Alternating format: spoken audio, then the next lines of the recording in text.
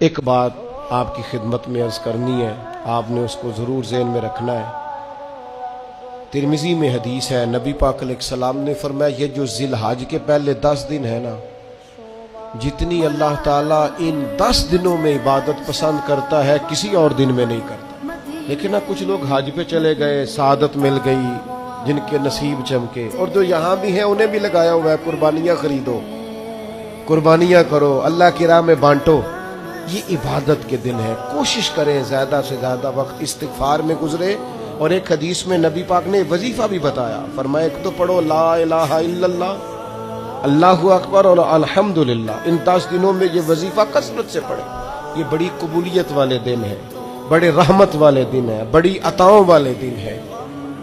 پوچھنا نہیں کسی بندے سے بھی کہ قربانی لی ہے کہ نہیں، کسی سے نہیں پوچھنا، کسی سے سوال نہیں کرنا۔